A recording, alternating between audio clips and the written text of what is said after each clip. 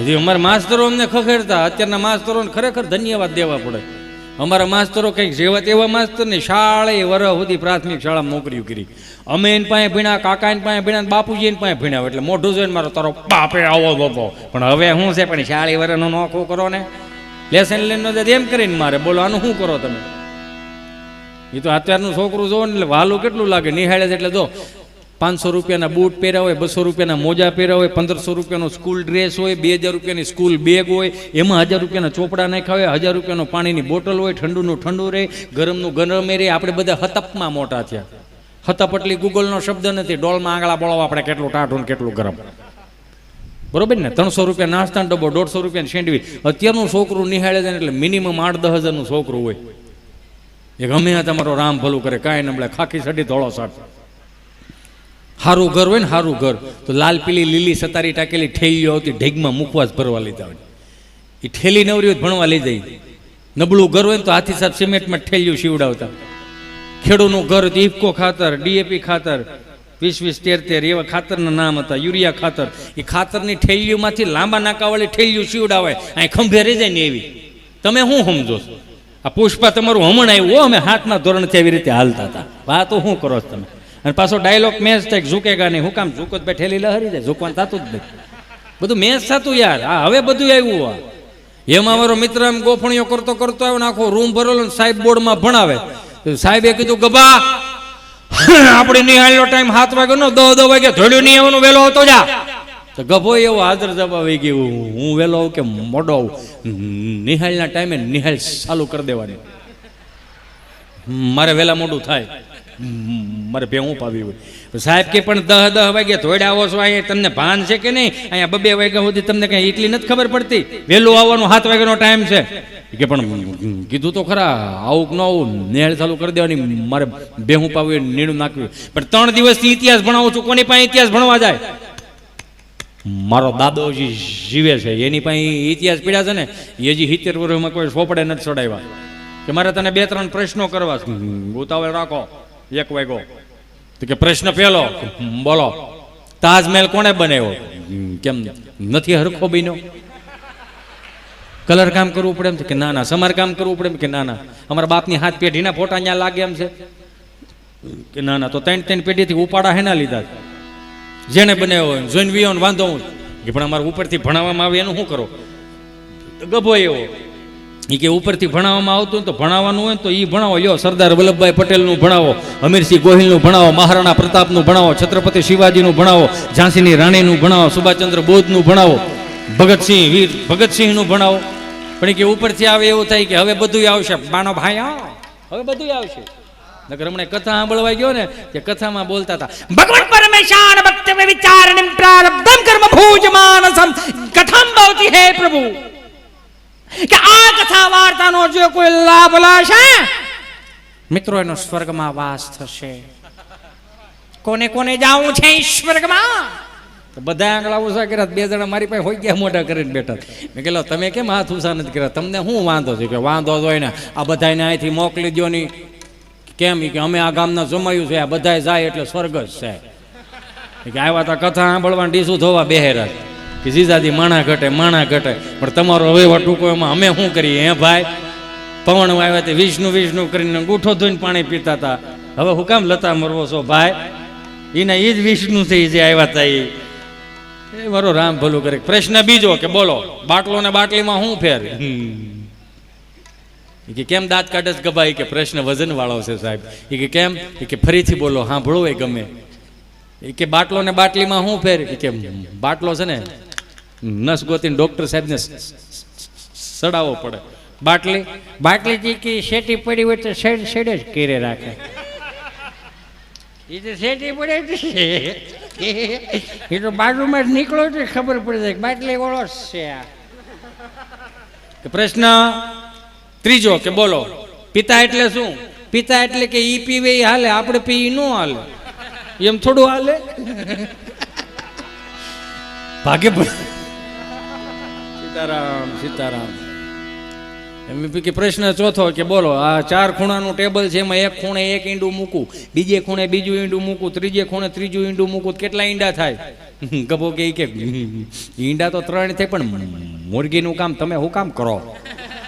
તો ઘડીક તો તડકે લાવીને હૂકવી નાખો, હૂકવવામાં જ ખબર પડે ને.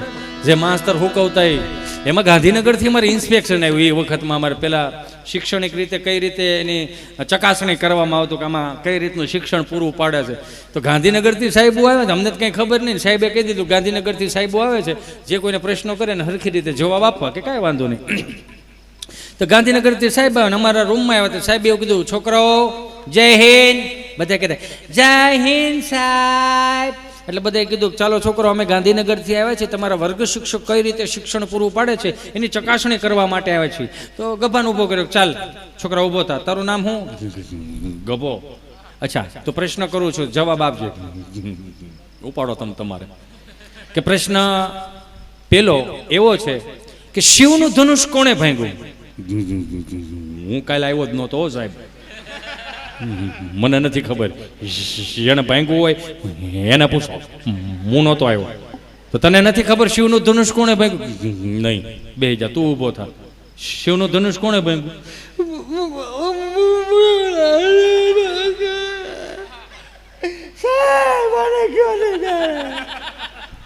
મારા બોર્ડમાં લખવાની શોખ નથી ભાંગતી. શિવનું ધનુષ ક્યાંથી ભાંગે?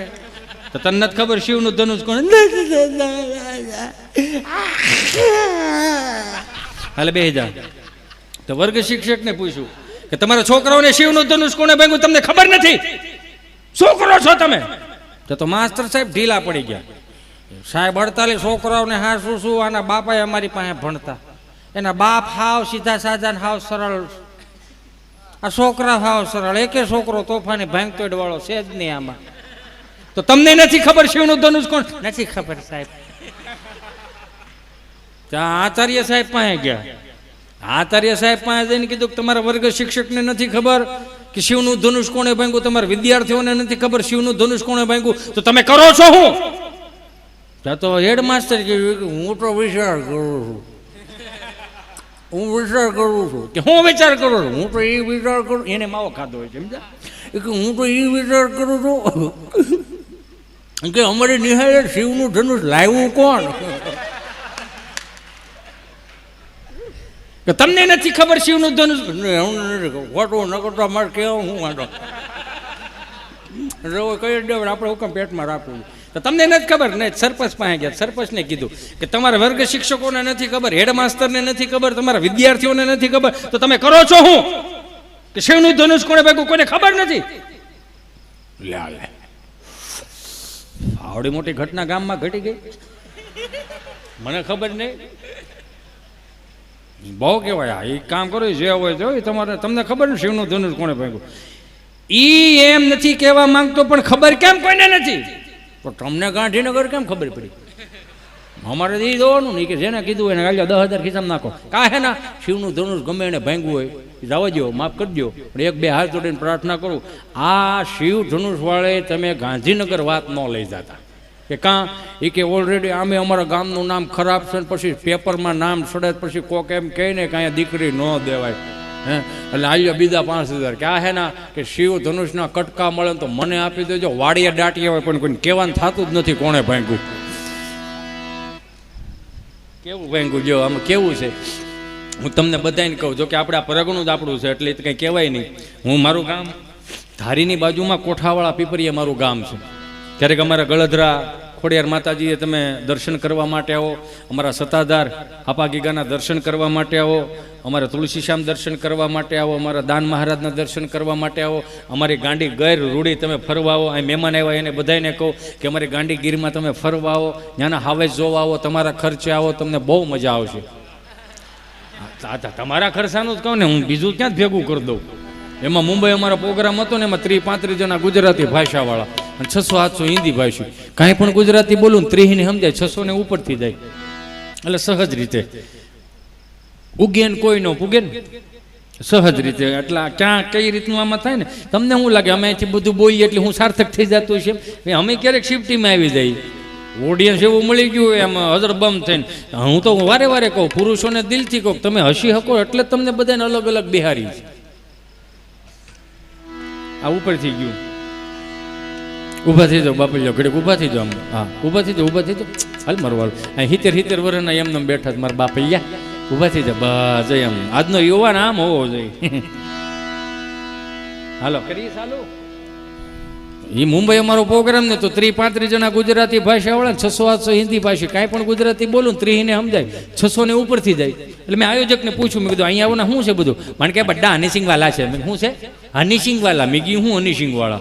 મને કે બધા આપણું ગુજરાતી નહીં સમજાય. યો હનીસિંગ રેપર સોંગ વાળા નહીં, એ રેપર સોંગ વાળા છે ને, એ રેપર સોંગ આપણું ગુજરાતી મગજમાં નહીં ઉતરે. મેં એ હનીસિંગ વાળા છે, તમે ડારાસિંગ વાળા છે. હજી 18 ભાતના રોટલા એમને વ્યા જાય સોળે કઢીએ એટલે એ કંઈ ઉપાધિ નથી. પણ એમ 4-5 ખારી સિંગ વાળા હામાં બેઠા હતા, પણ વાંધો નહોતો આવતો. એ હલતા હતા તે જ ખબર પડતી હતી ખારી સિંગ વાળા છે. એ હલતા હતા તે ખબર પડતી ખારી સિંગ, વાંધો નહોતો આવતો. એટલે મેં કીધું એના રેપર સોંગ ગાતા ને તો અમારા કાઠિયાવાડના રેપર સોંગ અમારા સારોણોના મોઢેથી સાંભળો તો તમને મજા કેવી આવે. હાંધોડિયા પાંજરા વાળો હાંકો લથી બાંગ સુધી બાંગ બોલે ગામડામાંથી હાંક બાંક જાણે સુતાજી ની જાણું જાળા બુજુટા પેનામે જાણે ડોટા આસમાને ગદા બુટી જમીતા જાળા પાળા ટેકો વાળા ભોલે કાળા મેરે જાગ્યા ભંડ વાળા રંગ કાળા રગતાળા ફૂલ મોજાળા ઉડેરા વાહે વાદળાના મોર ફાડે ફાડે તાળે બંધુ કાળે પગારણા ઘણા જાણે પિલાર જાણે કે બાગરા ચડે જાણે કે જારે દાંગા પિયા પિલાર જાણે રણે કે સિંધુવાર રણકી ગુટીએ રોકા ઢણકી મામલે ઉરા કેર માર માર મંદ ગોમવાને લંગડાળા જેમ હયા કરી ધંધાવાળા જેને તોડી આવી છે ઘોળેથી ગામડામાં લટવાને પડે દે મારી ધાબા રોડે કોને કહેવાય